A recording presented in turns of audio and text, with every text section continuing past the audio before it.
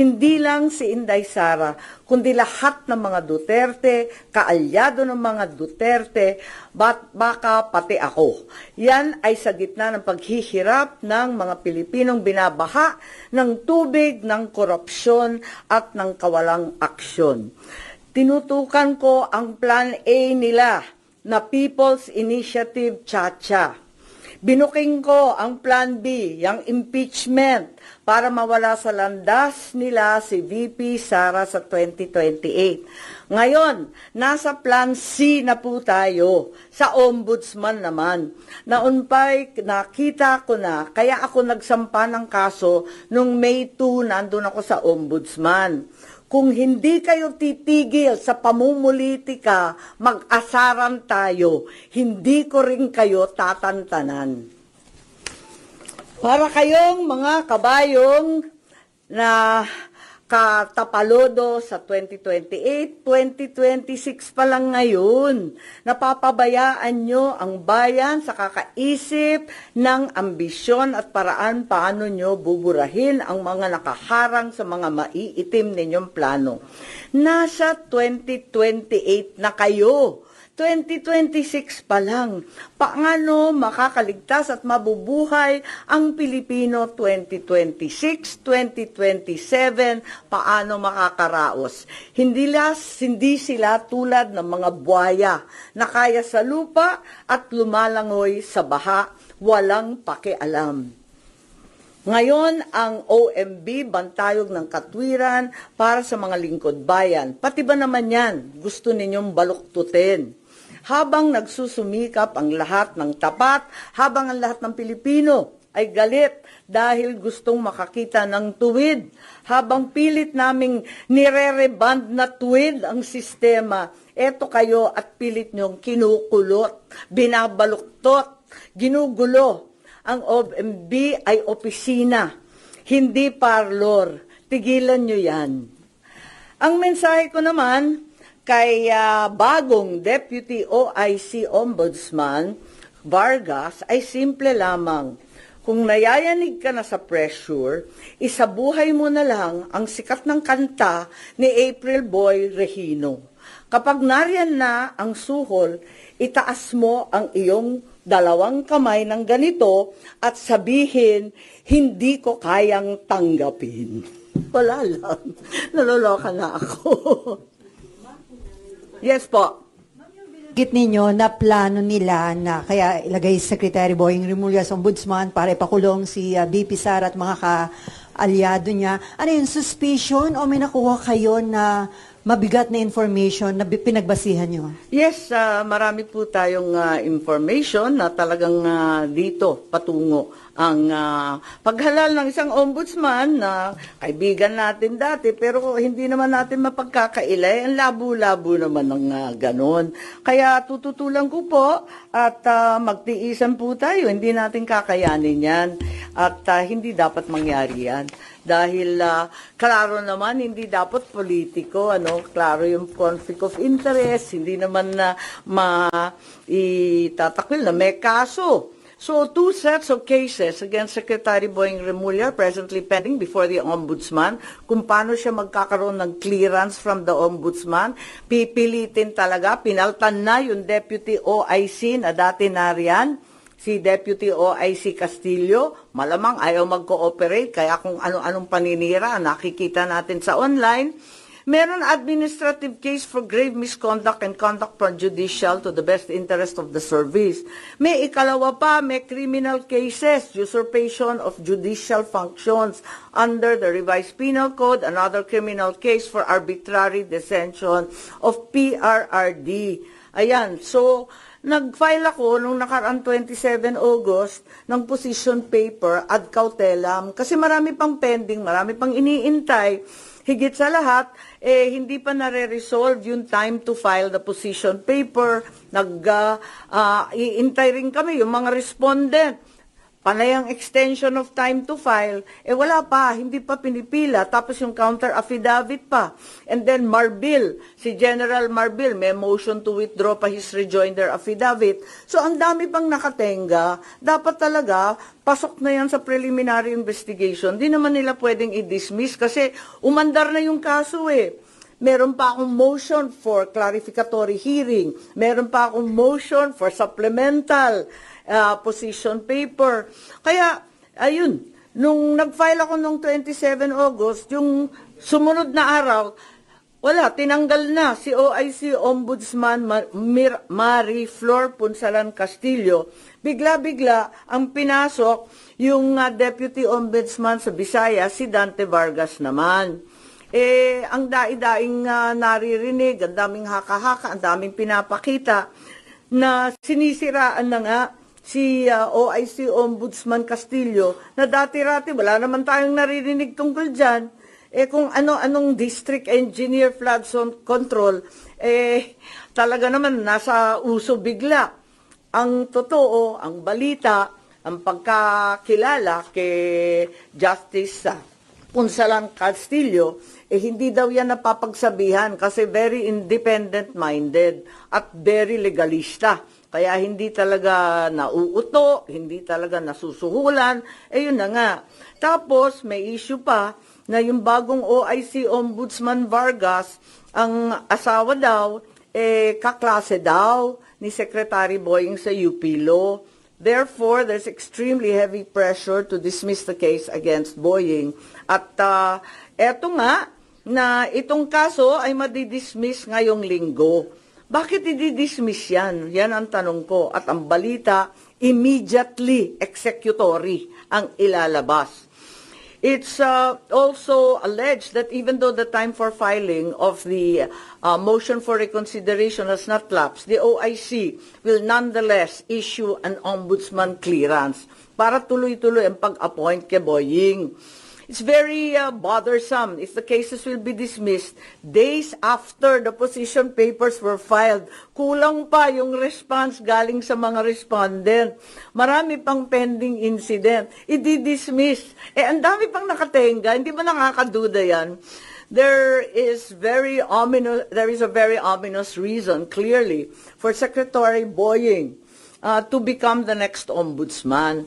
It's the new phase in the effort to get rid of VP Sara before 2028. And since the PI failed, the impeachment failed, therefore the third attempt is lawfare at its very worst.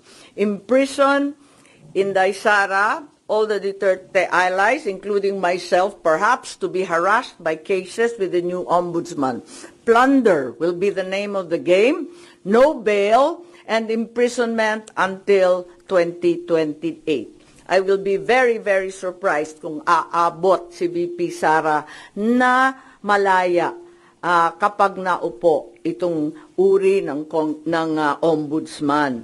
Kaya ako, magpa-file ako ng opposition, pati sa JBC, dahil klarong-klaro yung conflict of interest, tapos magiging magulo.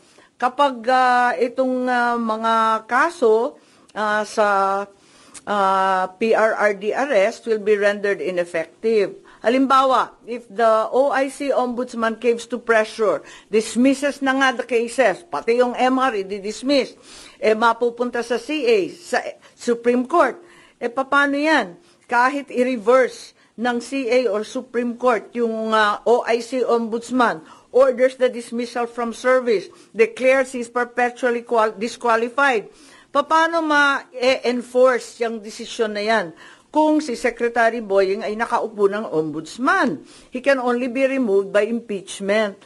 It may not be amiss to inform the JBC as well as the present OIC ombudsman that we understand and commiserate with the unbearable, tremendous pressure to issue a clearance. That way, the JBC is apprised to scrutinize more carefully instead the circumstances surrounding the issuance of said clearance or certification, if and when that will be issued.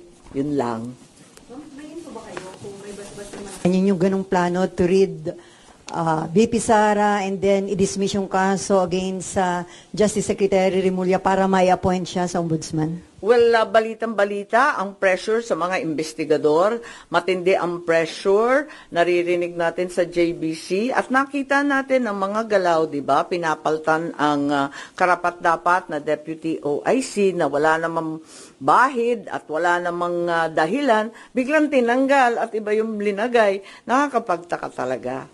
At saka yung time frame, talagang sapilitan, sa deadline. May mga deadline silang hinahabol.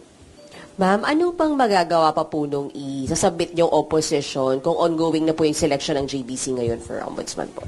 Oo nga, yun, talagang tignan natin, sana makinig sila and sana intindihin nila kung gaano kaihalaga ito sa buhay ng ating bansa. Na isang tabi na ng todo-todo ang problema ng baha. Malunod na tayo sa tubig at korupsyon, basta yung ambisyon na lamang ng iilan ang nangingibabaw. Good morning. Ma'am, ngayon yata isasalang sa JBC interview si Natapos Secretary. na, alas 10. Oh. Pero yung opposition nyo po, na-file or na-discuss nyo po ba kay Senator Alan as member ng JBC representing Kakausapin ko mamaya. Nagulat kasi ako, hindi ko akalain na magpapa-interview. Akala ko bawal yun hanggat walang clearance.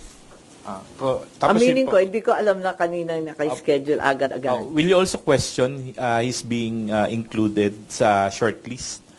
At tignan natin kung anong gagawin. Pero hanggat maaari, talagang pipilitin ko hanggat kaya at tututulan. Tulad nga ng sinabi ko kanina, ay nako, hindi ko rin kayo tatantanan kasi klarong-klaro naman ang moves nila. May message din po sa Garapala na po. ang mensahe niyo po sa ading niyo na ultimately siya na may appointing authority. Ay nako, talaga naman hindi yata nakikinig. Ma'am, kung ayaw nyo kay Sec Boying, kanino kayo doon sa 17 o 16 na iba pa? Ay hindi naman sa ayaw ko. Kaya nga lang, wag naman binabraso yung ombudsman. Yan na lang ang huling hantungan ng hustisya, ng katotohanan. Ang bigat naman nun. Constitutional body, guguluhin, ano? Wala naman akong sinasang-ayunan. Ang sinasabi ko, klarong disqualified. Kaya wag na lang. Ang liwaliwanag naman ang conflict of interest. Nakikita naman natin ang problema kapag may pending admin and criminal charges pa. Ang bigat naman, tapos gagawin ninyong ombudsman. Tama ba yun? Wala naman akong kinakampanyang kandidato para ombudsman. Sa totoo lang. Di ko nga kilala yung mga listahan. Siyempre, trabaho ng JBC yun eh. Wala na.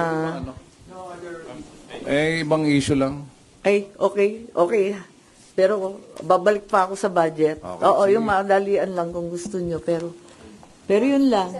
Yes po. Ma'am, hindi ba parang ang for a goal na tanggalin lang si VP Sara, yun po talaga yung goal ni Secretary Remulla? Ay, hindi siya. Siguro yung mga nag-uutos din sa kanya. Marami kasi, di ba? Di ba masyado nang maliwanag ang pattern. Noon sinabi ng iba na napaka-alarmist ko. Bakit ko binubulabog ang lahat tungkol sa PI? O ngayon, tignan natin. Tapos yung impeachment, walang maniwala na itutuloy. Ayan, tinuloy. Wala rin nangyari. Kaya nandito na tayo sa Plan C. Yan talaga ang nangyayari. Ma'am, saan nyo nakuha yung information na may ganitong plano? Mag-ombudsman siya para ipakulong si VP Sara? Maliwanag naman kasi talagang sinabi na rin nung nag-iimbestiga yung mga Quadcom tungkol sa confidential and intelligence funds na ang tinutukoy, plunder charges, non-bailable, kulong bago 2028. Nakausap niyo na si VP Sara about this, ma'am? Yung possibility Hindi, na yung actually hindi pa. Kasi wala siya rito, sa totoo lang. At sa dami ng problema nun, dadagdagan ko pa. Hanggat kaya ko, talagang hindi ko tatantanan to at mag-asara na lang kami. Pero, ma'am, sorry. Pero Yep. hindi naman po ang gusto ni VP Sara, di ba? Sorry? Masagot po, hindi lang gusto ni VP Sara, masagot sa proper forum yung mga charges laban po sa kanya. Tama. So, hindi ba parang o talagang si SOJ Remulla po yung bagong bala against her and the Dutertes po? Tignan nyo yung mga kilos nilang lahat, di ba? Doon patungo. Kung sana magkakaroon ng patas at makatotohanang depensa sa korte, kung papayagan siya, yun ang gusto niya. Pero kapag ganito na brasuhan, may balitang suhol, ginagamit yung mga may personal relationship, pinapaltan yung walang kamalay-malay na justice. Kung ano-ano ang nangyayari, pipilitin ng JBC, pa-i-interviewin. Ang bihira, hindi ba nahalata na brasuhan na talaga ito ng todo-todo? Kaya sabi ko nga, kung ganyan at hindi kayo maawat sa pamumulitika, mag-asaran tayo, hindi ko rin kayo tatantanan. Ang considering yung composition ngayon ng JBC, umaasa kayo na pakinggan yung opposition? Oo naman. Oo naman. May mga nakausap na kayo na member? Wala. Hindi ako naglalabi, nakakahiya naman po. Magpa-file siguro ako. When are you going to file your opposition? Asap, nagulat ako. Kanina nag-interview eh.